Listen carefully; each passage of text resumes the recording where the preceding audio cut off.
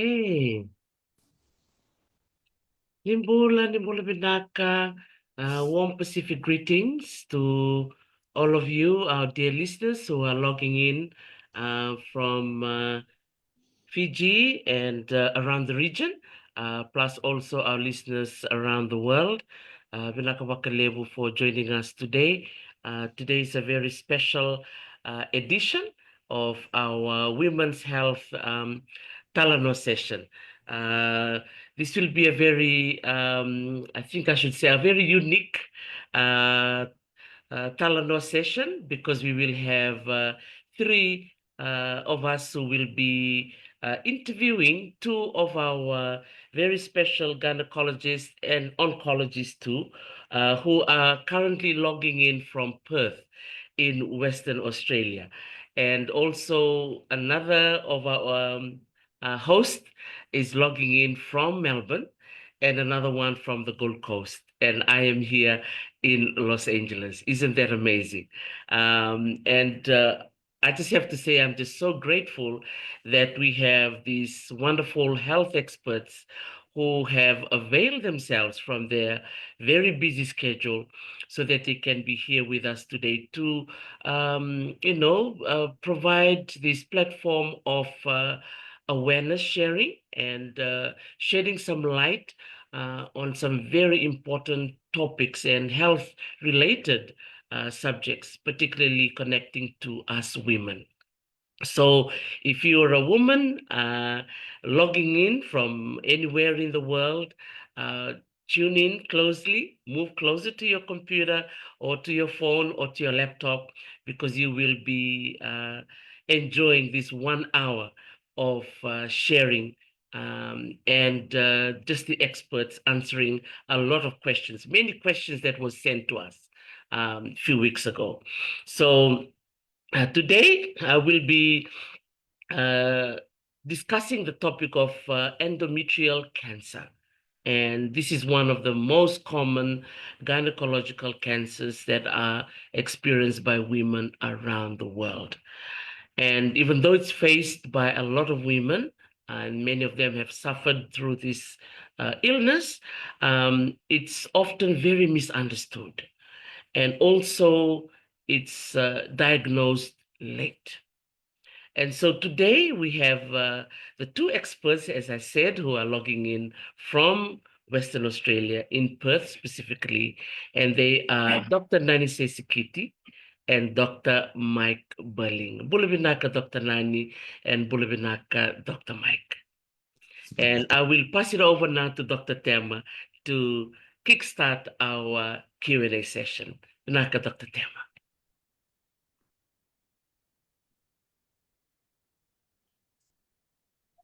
Naka Dr. T, before we begin, I would like to acknowledge all the live viewers that's listening into our segment this evening.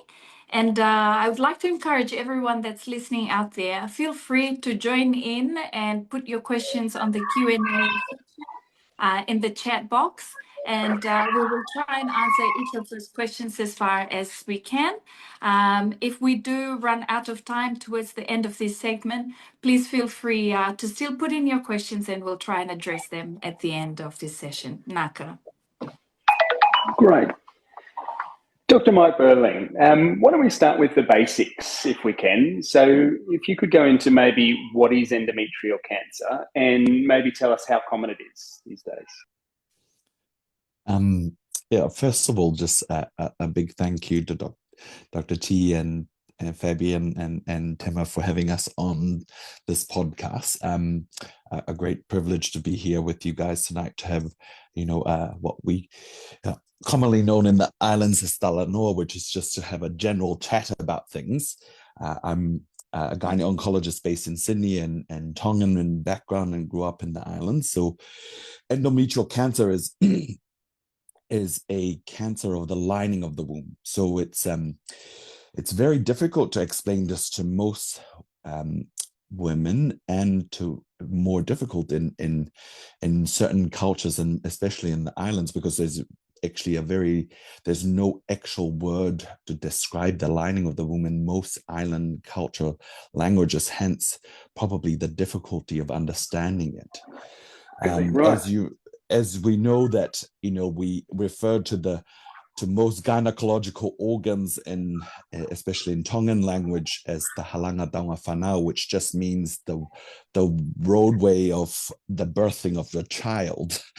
Basically, so trying to explain to women that the lining of the womb is, to make it as basic as possible, is the bit that you shed every month when you have a period. That is what the lining of the womb is. And the basis of that area of the gynecological area of womanhood is the bit that is grows during the cycle to accept the baby during when you get pregnant, and allow a pregnancy to grow. So it has become the most common cancer in the world, and the main thing about it is that it's currently the fourth most common cancer in women, but I think in the next few years, looking at predictions, it will probably become in the top 2 cancers that affect women. And the biggest reasons for this is the 2 main big risk factors that we're seeing that drive this cancer. And the biggest thing that I will say that we're seeing in the islands is the increasing epidemic. And I usually refer to it in a lot of talks when I talk to GPs or general people, is this epidemic of obesity. And, most islands, the rates of obesity are growing well over 50 to 60% in the population. So, and that's most certainly the biggest risk factor for endometrial cancer. And the other big thing is that we're seeing it as we are getting better at medicine and making people live longer. The longer people live, and that's age, is that the risk factor of getting endometrial cancer even gets higher. So, for example, so if you look at the numbers in Australia, we face about 3,200 cases per year. New Zealand, it's about 690 cases per year. And if you draw that into sort of per 100,000, so in Tonga, you would be expecting maybe about between 15 to 20 odd cases. But I think it's probably higher than that, because it's probably underreported. And, it's a cancer that I would say probably makes up 50% of my workload. And, and Nani most certainly would say the same thing. And we're just dealing with this cancer as a, and we feel that it's probably going to keep growing.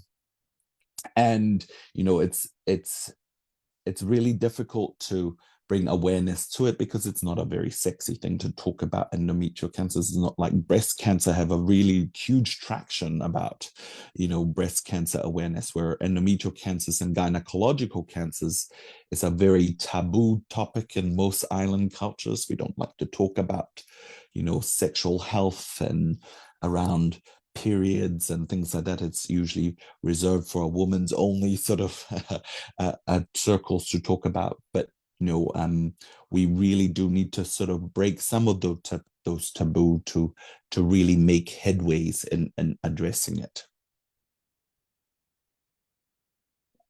Thank you so much, Dr. Mike, for sharing those very important information, and particularly, giving those numbers. Yeah, in the case of Australia, New Zealand, they're looked upon as, developed countries. And then also you gave the example in Tonga, which can also be reflecting, the numbers in all the different islands as well, including Fiji. So you kind of projecting that the number will be increasing, right? It'll be rising in years to come. Why do you think that is the case in terms of the numbers not declining in any way, but there's the projection is going to be just increasing as the years go by?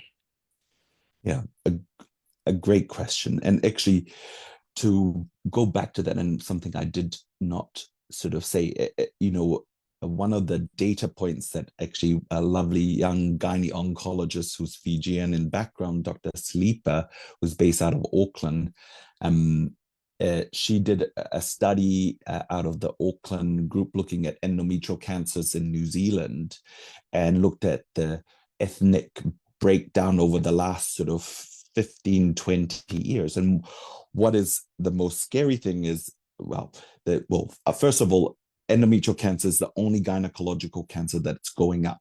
The other cancers like cervical cancer, there's a lot of awareness driven with better screening and treatment. We're seeing it going down in most countries. And as we may have talked about or we'll talk about in the future, that cervical cancer elimination programs are full-fledged in a lot of countries and big drive to try and eliminate a very preventable cancer with vaccination, good screening, treating it early. But endometrial cancers, out of all our gynecological cancer, is just predicted to keep going up. And the biggest driver, as I said before, is obesity. There's no doubt in my mind that is our biggest driver, and a much more complex and difficult problem to deal with overall, but most certainly a really important one. And actually, until countries and governments sit down and look at a way of driving how we can drive obesity rates down in the world and in our Pacific nations, we are going to really struggle to eliminate endometrial cancer. But the really, really horrifying bit of statistics that came out of New Zealand was when we looked purely at Pacific Island women, most other ethnicities was growing in terms of endometrial cancer, was increasing by between about 20 to 50 odd %. But when you look specifically at endometrial cancer in Pacific Island women, that was increasing by 120% in the last, that 20, 15 years. The scarier thing is that the shifting of the diagnosis is into younger women. So the average age of diagnosis is around 60 to 64 in most countries. We're seeing a big shift in that in most younger, in the island population towards the mid-50s, but our number that is getting higher very quickly is women between the ages of 40 to 50, maybe even earlier. So, which brings a huge problem because, again, the younger they're getting it, we're trying to treat them conservatively so they could potentially have children if they wanted, but we're also driving, having to treat very young women with a cancer that we never quite saw as often in these younger women. Good with Dr. Mike. Dr. Nani, would you like to add anything to Dr. Mike's comments? Nak, Dr. T. First of all, I would like to acknowledge you, Dr. T. Maramayano, TEMA and FABIAN for the opportunity to be present here this afternoon and also share something that is really, really need to be shared. Also acknowledge all those watching us from the Pacific Island and also from the rest of the world. I think in the introduction, I've been introduced that I'm currently in Perth. I don't work in Perth. I'm actually from Fiji and I'm a gynecologist in Fiji. I think Mike had covered most of it, but this is just a little bit of extra stuff. I actually came to Perth for a 3-day conference, which Mike and I had attended, and almost everything we talk about in these 3 days were endometrial cancer, because it's a very, very complex disease. We usually say it in Fiji, it's easy to treat disease cancer to treat because we can do surgery, but it's not easy. It's a very complex disease. So in a Fijian language, we call it cancer of the baby bag. Say cancer ni kataningone, which is well known to all our Fijian ladies. I do agree that one of the things that is causing this disease to be increasing is obesity. One of the things that I learned from the talk today is that if you have a BMI of more than 30, you are 5 times more at risk of having endometrial cancer. And we know 30 BMI, that's kind of normal for us, the Pacific Islander. we usually don't usually follow the universal standard of BMI. So 30 is like normal for us. So, which is not good. We always say it in Fiji that the most leading cause and the most leading cancer is breast, and then cervix, and then endo. I feel like endo is actually second. When we looked at our tumor board, I work in Lotoka Hospital. When I looked at our tumor board alone, we seem to have more endometrial cancer or cancer of the baby bag in comparison to cervical cancer. One day we will end up eliminating cervical cancer because we got a program that I'm actually for sure that it was going to work, and we'll be left with endometrial cancer. And I do agree with Mike saying, it's one cancer that it's not talked about much. There's not much awareness about it. And, I'm quite thankful that this platform is used to actually address this issue. It's a cancer that we actually treat a lot, and we do a lot of surgery for it in our hospital. Yep, that's one thing I can add to the discussion this afternoon. So you're seeing lots of it in Fiji. Yeah, it's in your hospital as well. I think should we maybe talk about the signs and symptoms, so the things that might present themselves then in this type of cancer. So Dr. Mike, I guess maybe if we start with you, what do you think some of the maybe first signs or earliest signs of endometrial cancer that women can look out for, and even maybe people around those women can look out for if they're listening? Can you guys hear me okay? I just changed my microphone, so I just wanted to double check you can hear me okay. We can, Dr. Mike. Good. It was just to say that the most common presenting symptom is abnormal bleeding. Now, I know that I saw that you guys had a lovely Telenor session about abnormal vaginal bleeding, heavy periods, a few probably a month or so ago. But the bottom line is that is the one presenting symptom is abnormal vaginal bleeding. That's a really difficult thing to unpack, and it's because it covers everything. So let's start in the older women, because that's the most easy. So when women go through menopause, that's when you should never have any bleeding.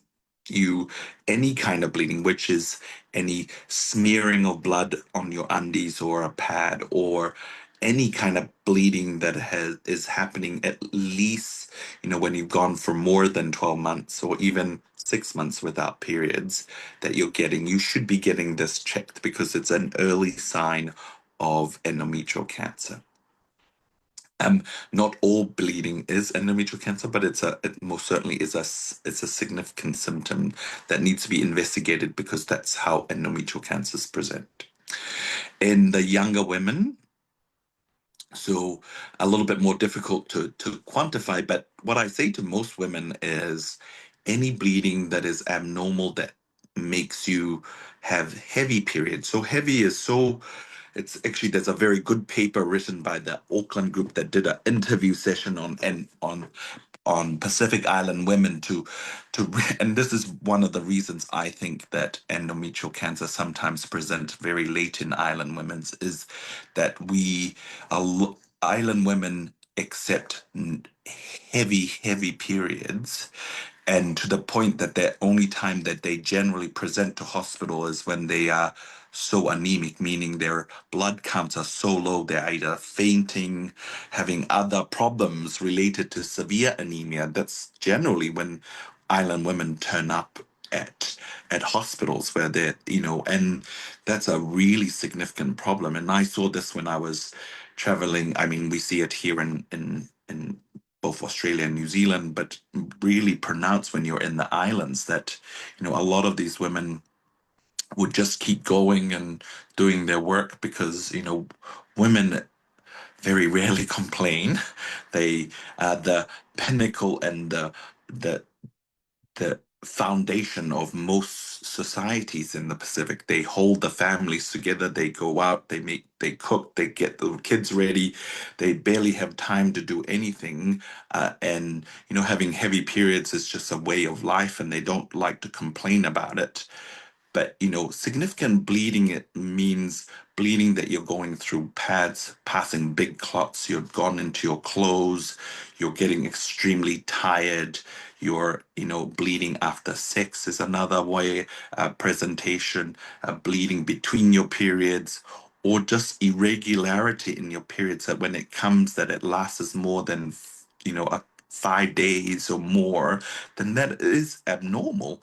But, it's a really difficult definition to make, because sometimes that's normal for some people and they've lived their entire lives with that. So what I say to people is trying to it's a really difficult conversation to have with women in the Pacific about what and how we should be having a really, really open discussion about what is abnormal.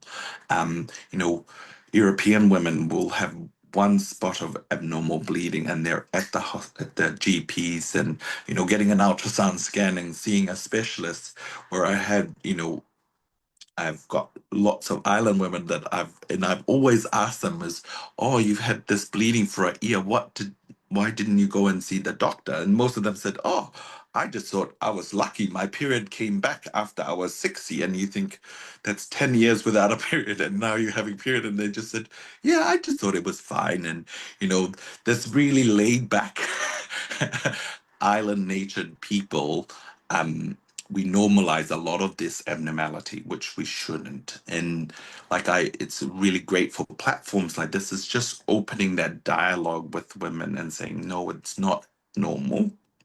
And, Nani said before something really critical, and we'll talk a little bit about it, but it is a really treatable cancer if we can catch it early, and that's the really important thing for a lot of women to hear about today, is that if we catch it early, or even if we can prevent it, we can really make a difference for that woman and their family. So thank you so much for that, Dr. Mike. You're absolutely right. There are a lot of us Pacific women, we want to be like super women, or being a superwoman, thinking, oh, I'll be fine. I'll faint today. I'll be okay tomorrow. But, I'm so glad you raised that very important issue, Dr. Mike. And I think Dr. Nani, the last time we spoke in our last session was, we were talking about how Fijian women, they take so long, to go to the doctor. And in your experience, Dr. Nani, why is it happening? Why are women taking their time to go and seek help? That is a very good question, Dr. T. Mike mentioned that women come in with very, very low hemoglobin level, and I actually second that. That is actually true. Our normal hemoglobin level, for us listeners, hemoglobin is like a vehicle. It's a vehicle in your blood vessels that carries oxygen to the rest of your body. So a normal hemoglobin level for a woman is around 12. In Pacific and Fiji context, that's how we measure it, 12. So we've seen women walk into our clinic with a hemoglobin of 2. 2 and 3, paper white. And most of them are actually not presenting to the hospital first, because I think one of the things that women dread is waiting. I think one of the things women dread is waiting. 2 is that they have fear of seeing a doctor. A Pacific Island women, especially a Fijian, they usually run to herbs and other alternative medicine and religious stuff before they run to the doctor. That is actually, one of the things that I find out before they actually come to you. The other thing is that they avoid coming to wait. One of the things we should know is that our hospital in the Pacific is a public hospital. It's a public hospital. It's open to everybody. Whether you wait, as long as you come to the hospital, you will be seen. Whether you're seen at 8 o'clock in the morning or you wait till 4 o'clock in the morning, we will not turn you down. We will wait for everybody to be seen before we go home. In my clinic, our team, sometimes we leave the clinic around 6, 7 p.m. on a Tuesday afternoon at a gynae clinic, just to make sure that everybody is seen. And that's actually what we are called for. So for those women out there that you are listening in, if you feel something that is what Dr. Michael has described, come to us. We're actually there for you. And our service is actually free. If you have to wait, time and tide waits for no man. You just have to wait. Everywhere we go, we have to wait. And that's one of the reasons why people are actually presenting very late. Another thing too is what is mentioned already is that we tend to think it's normal. Like a small spotting or bleeding, this is probably normal, it's gonna go away. There's lack of awareness on this disease, and there's lack of awareness on women's health. I think that's the main reason why we're actually talking this afternoon, is to make sure that women knows that any bleeding after menopause is actually not normal. 5% of women that bleed after menopause bleed because they've got endometrial cancer or they got uterine cancer. So the only way you will be able to know whether you have that 5% or not is that you come to us and we check you and we take a biopsy. So we need to, women are the foundation of our family. Mm. Have to take care of ourselves so that we can take care of our family. If we don't take care of ourselves, it's different when there's no mother in the family.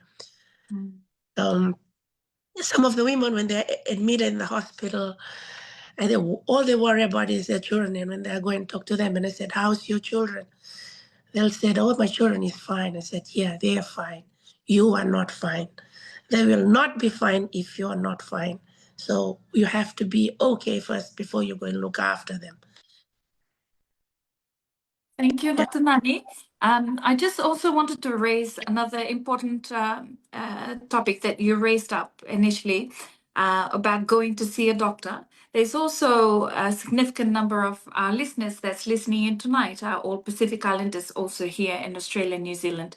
And I challenge the women to, if you are listening in and if you are hearing about the symptoms or the signs that Dr. Mike Burling and Dr. Nani have raised, please also go and see your GP. There are GP accesses across all of Australia and New Zealand. So if you have any of these symptoms, don't wait. Go and see your GP. And I'm sure your GP will welcome you with open arms. If you feel that your GP is not listening to you, find another GP, but make sure that you advocate for your symptoms and get it checked. Naka. Yeah, good point, Tema. Good point. I think that's it. We want women to present to, to their GPs and to their specialists, and exactly as these doctors have talked about, we want to be seeing these women and provide care. And so I think once these women present to the GP or to the specialist with this abnormal bleeding, kind of what are the next steps, Dr. Mike? How do we go about diagnosing, or how do you go about diagnosing a cancer such as endometrial cancer?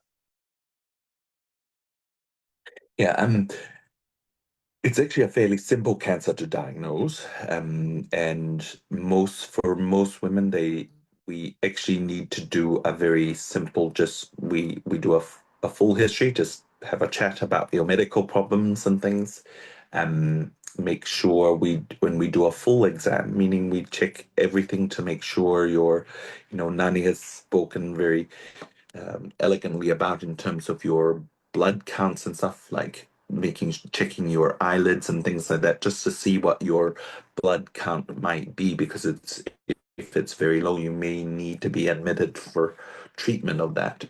The other thing is having a gentle feel on your tummy and doing a very gentle and examination down below gynecologically to assess a few things. So first thing, we always take the opportunity, if you haven't had a pap smear, to check your cervix at this point, get that out of the way, because sometimes an abnormal bleeding could be coming from the cervix, the vagina, or the vulva.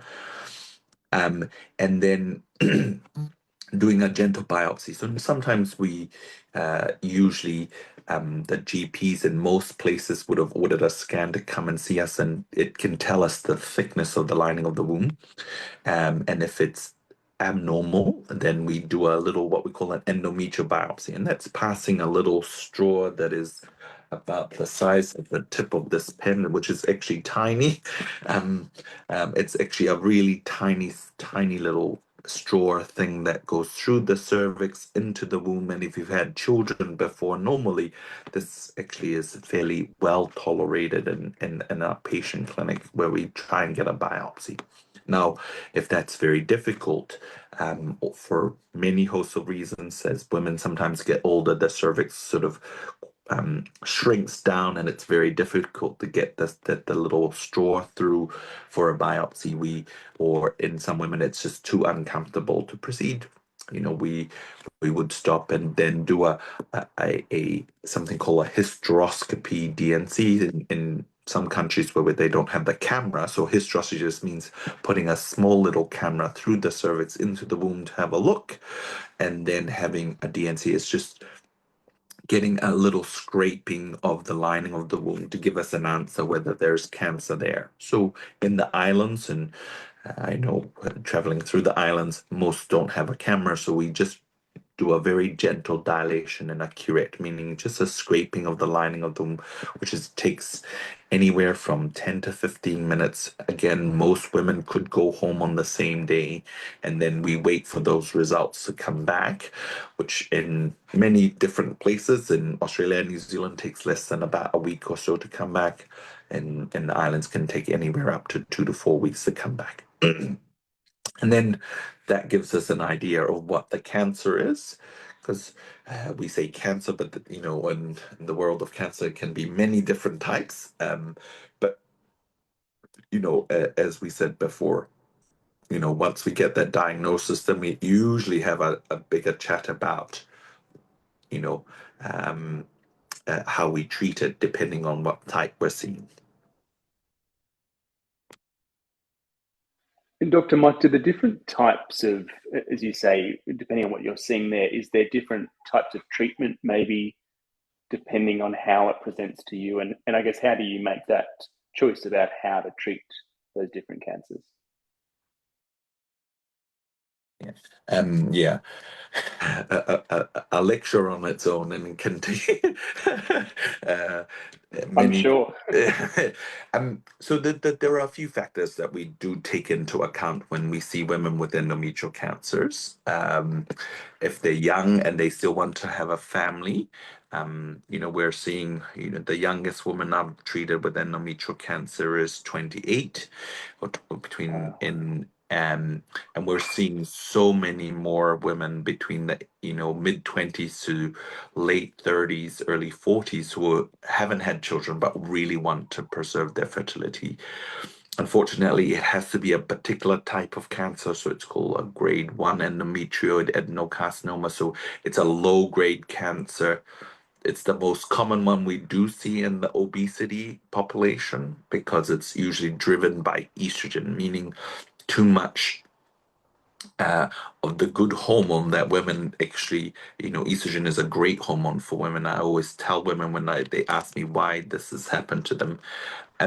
But estrogen, unfortunately, for the lining of the womb is carcinogenic, meaning it drives cancerous changes. And there's a few reasons for that in the obesity population. So estrogen comes mainly from the ovaries, the most potent form of it. But actually, in both men and women, we all make a very weak form of estrogen from our fat cells in our body. Hence why, as men get more overweight, they generally develop breasts, because it's gynecomastia is caused by that. So we all see that when people are walking around without their shirts, they got big bellies and a breast, and that's the reason. That's estrogen effects on the body. But it, unfortunately, in the lining of the womb, it can, where your ovaries is very cleverly designed, and it produces a hormone to protect it, the lining, it's called progesterone. So if, unfortunately, there's a fixed amount that's made from the ovary, and therefore with that hormonal imbalance causes an endometrial cancer. And And well, again, it makes just trying to make everybody understand it. So when you go through menopause, your ovaries stop working altogether. So it's not making estrogen, not making progesterone. So your fat cells in your body keeps making estrogen, therefore causing cancer as the longer you live with in menopause.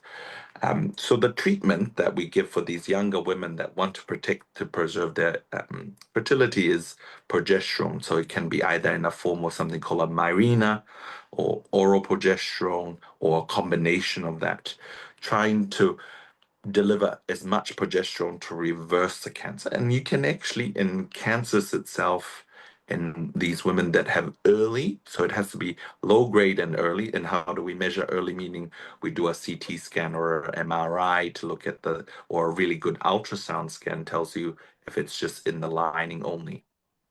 And we can reverse that by up to 75%, depending on which paper you read.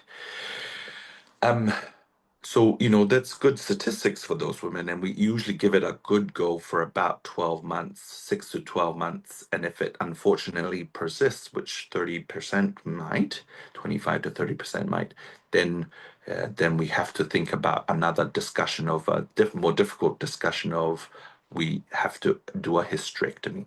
And and for all other cancers, or women who don't want to preserve their fertility, the standard of care doesn't matter what type it is still removal of the uterus, so your womb, your cervix altogether. We don't try and preserve either of those things. Again, common misconception by everybody when people say uterus and cervix is actually two different things. No, it's one thing. It's actually better in Fijian because it's the bag of the baby. It's the one thing, and as I say to a lot of the island women, I'm trying to explain to them is just taking the bag that carries the baby, which is really, really great. Then the tubes and ovaries, we definitely usually take tubes because it prevents ovarian cancer in the long term. And then a bigger discussion whether we take the ovaries depending on the age of the women. But actually, in most times, if you're over 40 or definitely over 45, we take your ovaries out because most of these cancers are driven by hormones. So we want to try and remove all of the risk of the cancer coming back.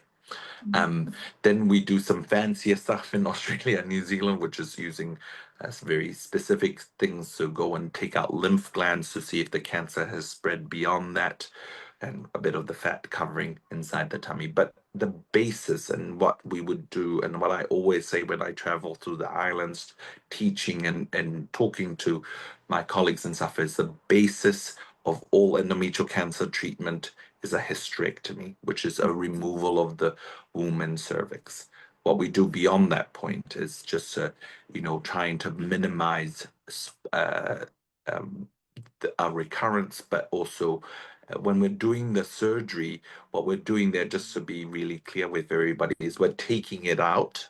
Then we send it to the lab, and only after the surgery we can give you a stage, because a lot of women come to us and say, oh my gosh, what's the cancer? Where's the cancer gone to? And the answer is we don't really, that we do a CT scan at the beginning of the consultation to give us a general idea if the cancer has gone anywhere else. And for a great majority of people, if they present early enough, or even with low-grade cancers, they generally don't spread anywhere. So that makes up about 70 to 80% of patients.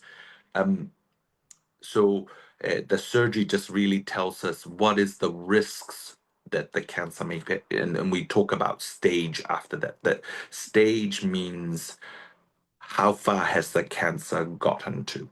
So, and the majority of cancers are stage 1, meaning it's just in the womb. And, for a great majority of people, the surgery was curative, meaning that's all that they needed. Thank you, Dr. Burling. That drives me to my next question, and you've raised a very important point. And the gist of today's discussion is that uterine cancer is preventable and it's treatable, and especially if it's picked up early. So, in your own opinion, how important is early detection in improving survival for these women? Very important. Like, well, just like every cancer, like, Mm, and I say this, I was asked by a group of very clever people who are trying to design programs in the Pacific about, um, cervical cancer prevention, breast cancer prevention, and it's all of these cancers. The majority of those cancers that affect women or kill women in the Pacific and third world countries or middle income countries are cancers of either breast or gynecological. The mm, only other one that generally sits up there is lung cancer, which is very preventable. And we all love to talk about smoking cessation and things. But I feel like that the reason for a lot of these cancers being very high is, again, that taboo or the fear of what women, a lot of, you know, not just Pacific Island women, but women fear of what will happen to them if they went and if they felt something was wrong on their breasts, or they feel mm, something is not right down below. They have a fear of their losing. If they went to get surgery, it's the loss of their womanhood, because it is a really important part. Like, mm, losing your breasts is like something that determines or how they look and how they feel. And the womb has been a really important part of having children and what they love or what they're desiring for. So mm, that's a real fear of in culturally about that. mm, And I it's and again in the islands, as we already mentioned before, we're all women are just trying to keep working. They just want to keep doing what they do at home, and we do it. It's very easy to say, oh, it'll be fine. I had it last week, and I all had it all my life. Why is it this? But actually, what we know from any cancers is if we can discover it early, we can, doing surgery or more limited treatments for other types of cancers, the chances of cure, meaning the cancer never comes back, is better, and that's true for pretty much most cancers.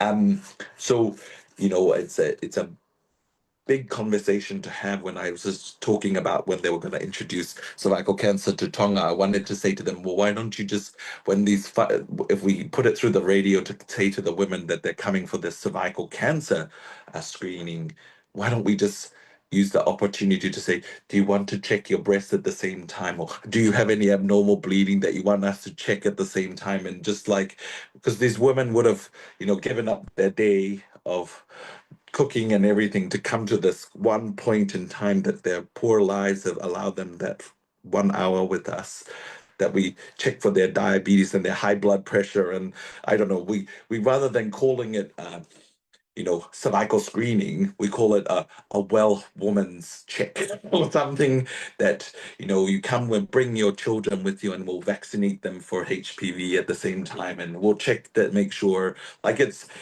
a weird way of conceptualizing, but like, is Dr. using our Mike, you're sounding like a opportunities, GP. using the conception of it to say we only have a small opportunity to see these women, especially in the islands when they do not. We're thinking we're going to be probably screening them twice in their lifetime, maybe. Is that and doctors and GPs don't occur so much in the islands, as we have better access in New Zealand and Australia and around the world. Is but for Australian and New Zealand women, please go and see your GP to get your diabetes check, your blood pressure check, get your pap smear, go get your mammograms, and if we can treat diseases before they become a problem, that's how. And for me, in Australia and New Zealand, GPs are the pinnacle of the health system. They are the ones that can prevent, things from getting to a point that doesn't need people like me. I'm happy to not have a job, I can tell you that much.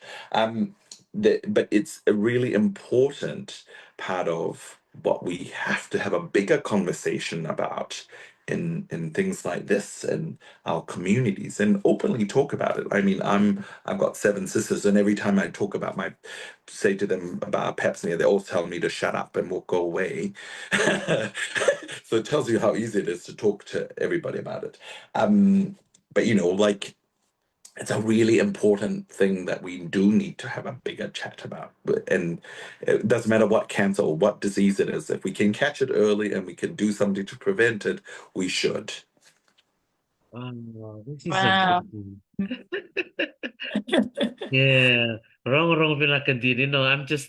I just wish we can add another hour to this Talanoa. This is sounding so beautiful. I'm just gonna ask my husband to boil the tea again to continue this. Uh, when you were mentioning that, Dr. Mike, earlier, I lived in New Zealand for a number of years and Australia too, and now I'm here in the US. And what often, quite moving for me personally is when I get the email from the doctor or the letter in the mail, that they're reminding me, you have to go now and have your pap smear, you have to go now and get your mammogram done, and it's just so beautiful when someone remembers you. And what I always think about, what about our other women in the Pacific, who may not have, that same opportunity for someone to remember them by an email or a text or a letter that comes in the mail. So, Dr. Mike, in terms of, reducing the risk of this endometrial cancer, what should be done or what can be done? Yeah, Nani might have a better idea than I do. I'll say what I think, and then I'll get Nani to chip in because it is it's a difficult problem. And I've already, like I said before, I think if we are so, the most preventable one we do talk about is things like obesity. And that's a really complex problem because in the islands we love to eat. Every time we go around to anybody's house, we eat. I when I was in Tonga, I took the two surgeons that I went with, and we got off the plane, we went and ate, and then we got to the hotel, we ate again, and then you get to the hospital, they fed you before the clinic started, and halfway through the clinic, the nurses were like, "You need to eat," and then we just kept eating. The whole day. And not that I'm complaining, I really love food. But and it's a really important part of our cultures is to, that's how we catch up, we talk and love that. But, it's more the idea of how do we actually have a bigger conversation about healthy eating? Like, the amount to the timing and it's so sad to be in the islands and driving from the airport to the hotel you see about 7 advertisement about full sugar Coke the whole way home, it's like that's a big problem. And we know that in data from Mexico, that Mexico is one of the fattest countries in the world. And people, it's actually cheaper to buy Coke than it is to buy a bottle of water. And, but because it's a difficult thing to tax or to stop, it's, we need to kind of nearly change the way we were thinking about smoking and how we, slowly put big horrible pictures of what lung cancer might be to have a bigger conversation about what do we say about fatty foods and fast foods and high sugar drinks. How do we actually have a bigger conversation that these things are not healthy and we shouldn't be giving it to our children. We should be trying to minimize sugar and trying to say, and we grow up in the islands with this beautiful pawpaw and pineapple, and then know what we're giving is white bread and processed, drinks, and it's just really sad, but that's the reality. And no government has been willing enough to really address it. Everyone puts it in the too hard basket. And it is a hard problem to target and to ever address. It's way easier to say to people not to smoke, but we don't do that for as much for, and trying to encourage our people to continue to do exercising and getting out of the house and living a really healthy lifestyle. I'm guilty. I'm a busy doctor and I barely um prioritize time. I see Tema posting online with her weightlifting. I feel really guilty not getting out and doing some exercise myself. but it's a really important, again, a really important thing that we have to address. Because we are, I'm half Tongan, but islanders and Pacific Island people are designed as, we're warriors that used to be able to go to war and built enormously for storing energy to be wasted in a war situation. That's how warrior builts are like, uh, um, and we've come to centuries of not having that amount of stuff to do. So, hence why when we see our rugby players, that's why they're enormous. They're built for short bursts of energy. Same sort of idea. We are built to do this really well, and we store the energy very well. But as soon as we don't do any exercising, we actually put on that energy we're storing as goes into fat, and that's a really bad thing. And that's why islanders, I feel that we are built differently in some ways, that we just build on the fat. Obesity becomes a big problem very quickly. So, better eating, more activity, whether it's simple things, getting up, walking an hour a day, or, for the younger people, go and play a sport and do lots of things. And for me, I feel guilty because used to be a very good surfer and used to surf all the time. And I have to cut back a lot of that because of family and working and things. But, prioritizing those things in our lives is really important. With Dr. Mike. Dr. Nani, I know, because both of you are our guests today, so maybe I'll give you the last word for our session today before we wrap up. Dr. Nani, Dr. Mike. I think I would like to listen to Dr. Mike. I'm enjoying this talk. I want to be one of the interviewers now. I think I'll just go back to a few things that Mike had mentioned. One of the things that he had mentioned was the cervical cancer screening program that's ongoing in the Pacific. One of the aims that we have with this program is that it's not going to run alone. It's going to run parallel with other programs. Like for us here in Fiji, we're planning to roll out soon, and we've just started our planning in the Northern Division, in which the Northern Division has actually came up with their own programs to run parallel with what they have already in existence. So it can be a one-stop shop for all these women. Breast examination, SERP, HPV testing, hopefully HIV testing, like point of care testing and all those things. Well, I feel like Mike has talked about almost, everything, but what I'm going to talk on is actually the Pacific context. What do we have in terms of cervical for endometrial cancer prevention and endometrial cancer treatment?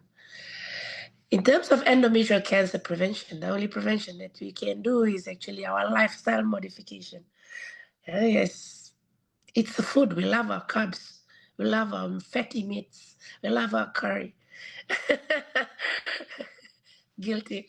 And, we like to hang around in groups. We don't really like going to the gym and all those things, or even take a walk. Just from a short distance to the other, you will take a cab when you can actually just walk. So those are the things that we have to change. Also mentioned previously is estrogen. Estrogen is the culprit in creating endometrial cancer. So we have to reduce our exposure to estrogen. And the way we expose ourselves to estrogen is when we actually get more fat. So in terms of screening and treatment in the Pacific, in Fiji, we do exactly have what Mike has talked about, which, you come to the clinic, we do a thorough examination, history-taking examination, we do a biopsy, which is taking some tissues out from inside your lining of your baby bag of your womb, and we send it to the lab. Unfortunately, some of our labs takes about 6 to 8 weeks for the result to come. I work at the Lodoka Aspen Hospital. When we have cases that we think that is suspicious, we prioritize them based on their history, based on that. Even, you know, when I take an endosample, I look at it and say, this looks like cancer. Okay, I'll take urgent. Because we don't have hysteroscopy, which is what he has said. So, you know, thanks to TEMA and the group, which is an endoscopy team that had started last year, trying to introduce this to us.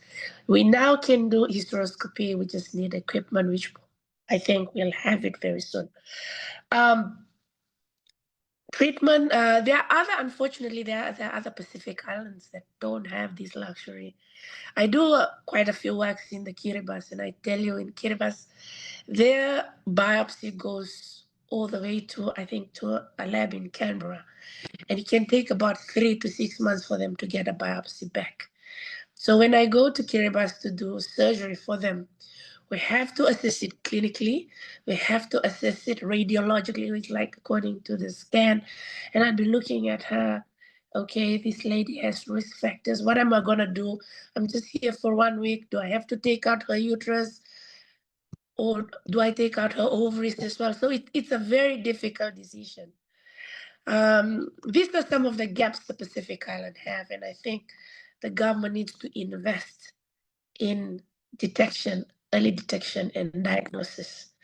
In terms of treatment, we do hysterectomy, which is removal of your baby bag and the cervix.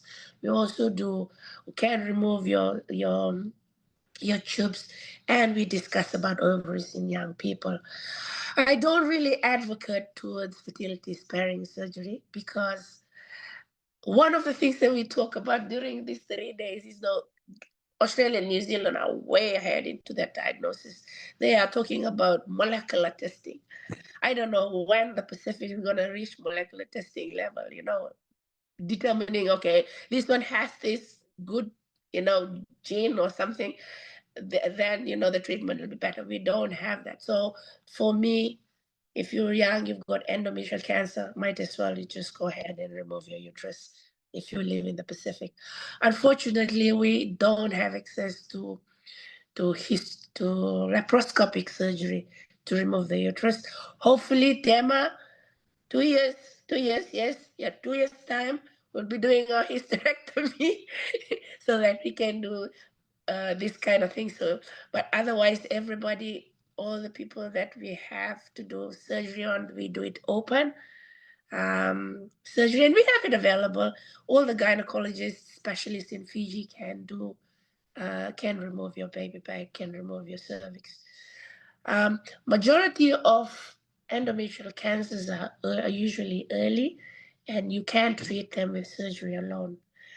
And one of the things that you can be in that level is that if you really feel early, see signs and symptoms, you come early. Don't wait for too long. Don't wait, because what happens is that even though you've got your uterus and the cervix at the bottom, okay, we still classify them at a little bit separate, because if once it goes down to the cervix, it can be very difficult. Okay? After that, you need something called radiation treatment. And we talked about radiation treatment when we had discussed about cervical cancer previously, and Pacific don't have radiation treatment. So prevention is the cure. Prevention is the best. So after this, I'm going to go to the gym before I go to dinner. Yeah, I think for us, you know, there's a lot of, you know, companies, McDonald's, Coca-Cola, that come into our island. We love them, but I don't know how we can stop them in doing that. I think there's a revenue that's come through that. We just have to, I think Dr. T had a session with one of my very good colleagues, Dr. Eminoni, where actually you discussed about nutrition. That's the best way to do. You eat whatever you plant-based products. Yeah. So for us in the Pacific, this is a very difficult cancer to treat when it is advanced. And in terms of, you know, preoperative, we call it preoperative evaluation. Before, when we have, after we see you in the clinic, we have to ask for some types of of imaging, like CT scan. We've got CT scan in Fiji. We've got MRI in CWM. And I've just saw in our Facebook this week that now Aspen has MRI, which is good. And it's going to be operational soon.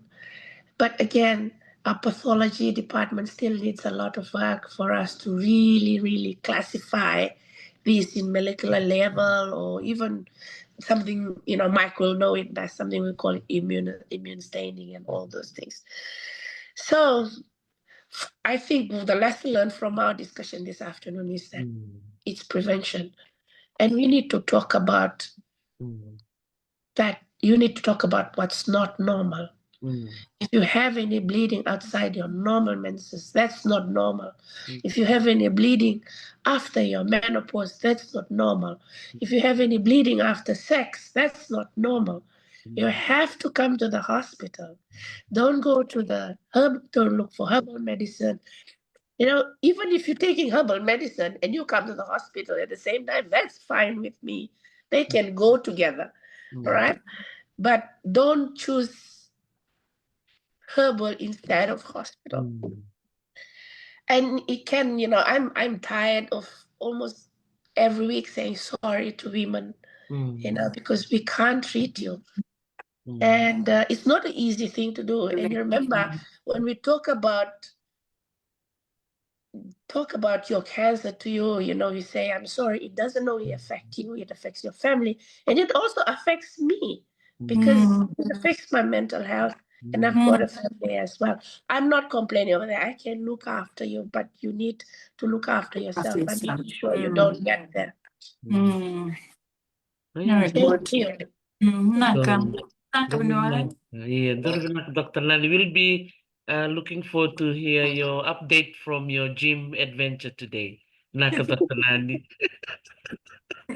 Thank you so much, Dr. Nani. Thank you, Dr. Mike, for joining us from Absolute pleasure. Western Australia.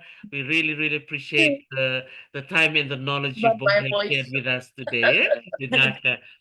Dr. Fabian, last word from you, and then we'll wrap up. Naka, Dr. Tema. I'd just like to say thank you to everyone, and Dr. Mike, Dr. Nani, thank you so much for your time. It's been a pleasure, and I think we've all learnt some things today, and hopefully I think the takeaway point is that we want our women to present, and we want our women to ask the questions to their health professionals, because we've got some incredibly gifted people like Dr. Nani and Dr. Mike that, if there is something wrong and we do need to ask those questions and do those investigations, we want to see you and we want to help you. So I think it's amazing to have this forum and to also see that hopefully places like the Pacific will start to get some more investigations as well, as per Dr. TEMA, which is amazing, and providing some more equipment. So I think we'll keep doing these forums and keep putting the word out. So I'd just like to thank everyone for their time. It's been a really good discussion. Dr. Tema? Everyone, from the bottom of our heart. Thank you, Dr. Mike. You're a very busy person. We're very grateful for you to be here tonight. So thank you very, very much.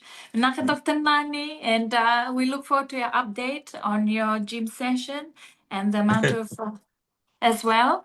But thank you very much for all that you're doing for our women in Fiji, particularly in cancer.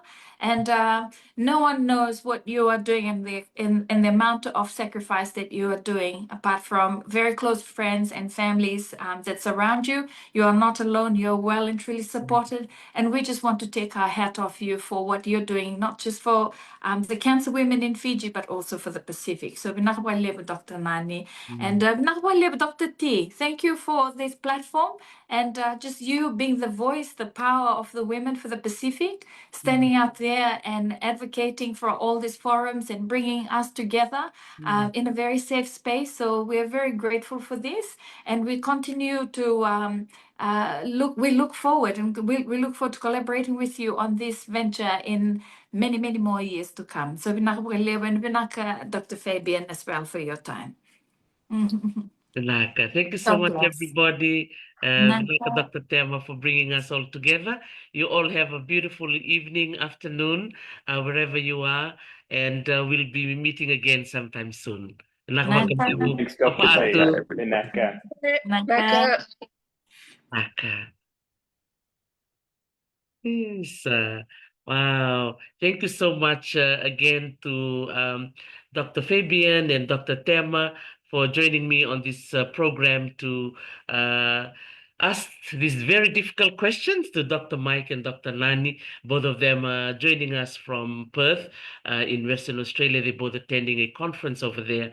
And it's been such a wonderful hour of health talk, health talanoa, and just being open and sharing some of these difficult topics that are maybe taboo for many of us, and we know they are taboo, but your health to our women is very important, as what the doctors have just said today.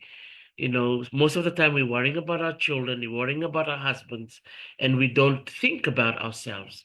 So it's very important that what the doctors have said today, if you are experiencing some abnormal bleeding, don't wait, right? Dr. Mike was saying earlier too, for our Australian and New Zealand women, even just one little spot of blood, they're already driving to the doctors. They're already asking for ultrasound and all this kind of medical treatment. So for us, in some of the stories that have been shared, some of our women, they come to the hospital when they're very anemic. Some have already been fainting, a number of times. And as Dr. Nani was saying, some of the women came with a hemoglobin count very, very low. Okay, so this is a really good reminder for all of us that early action can save lives. So please do not procrastinate. Do not say, I'll go tomorrow or I'll go next week. There might be a reason for you to go next week, but if you're in pain, if you are bleeding, if you're not standing up properly, if you are lying down most of the time, then someone, has to take you to the doctor. Yes, someone needs to take you to the hospital. So just really, really wanting all our women to please be very proactive and do something about your health and do something about your life. You can also go online. We will be putting up some of the resources with the websites for our Oceania Practitioners Organization. They have a very good website. And also, if you have a GP, a doctor that you often go to, please go. Yeah, go and see them.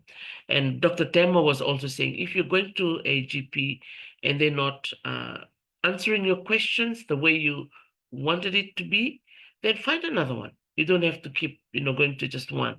Find another one, maybe for second opinion, or maybe go to a third doctor for third opinion. So that's just some words of encouragement we would like to share with you, our women. All right. So Vinaka Levo again for joining us today. As what you've heard today with the doctors, they will be back. Yeah, they will be back. So thanking Dr. Tema, Rasoki Windas for bringing all of us together. Dr. Tema is connecting in from Melbourne, Dr. Fabian from the Gold Coast, Dr. Mike and Dr. Nani from Western Australia, and here I am logging in from Los Angeles in the US. So we hope that this Talano session will shed more light, and maybe it's a word of encouragement for one woman who's now listening right now and not knowing what to do. Please reach out to one of us. We'll be happy to provide some guidance and any help that you may need. Thank you so much for joining us. We really appreciate your time and the support for this program. Ang sama ko mo din, Vicky Muni, ni Samad Mata.